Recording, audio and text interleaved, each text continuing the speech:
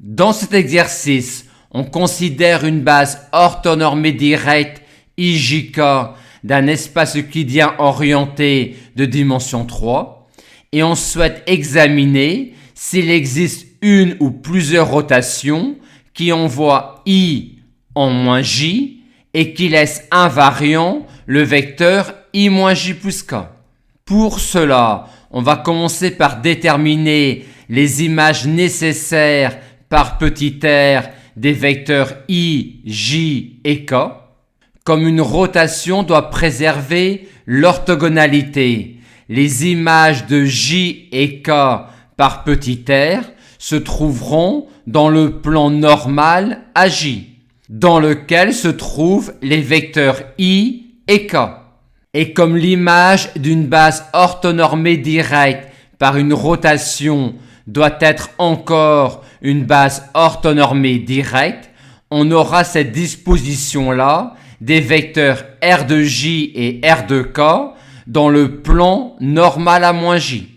Les images R de K et R de J des vecteurs K et J ne s'exprimant qu'en fonction de I et K, le moins J qui est ici ne peut provenir que de l'image de I par R, et donc l'image par R du vecteur moins J plus K devra être le vecteur I plus K.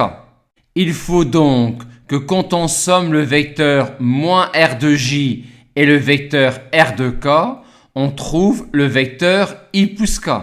Or, dans un plan euclidien orienté, quand vous avez une base orthonormée directe, vous connaissez les deux vecteurs de votre base orthonormée directe si vous connaissez la somme de vos deux vecteurs.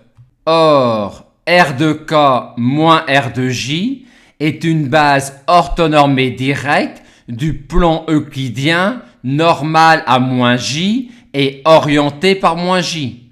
Aussi, R de K plus R de moins J égale I plus K si et seulement si R de K égale I et moins R de J égale K. Existe-t-il une telle rotation?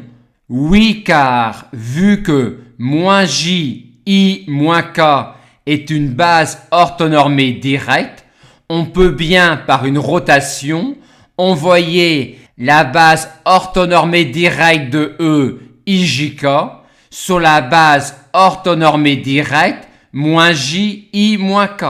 Et si on veut déterminer cette rotation, il suffit de se servir de sa matrice dans la base IJK.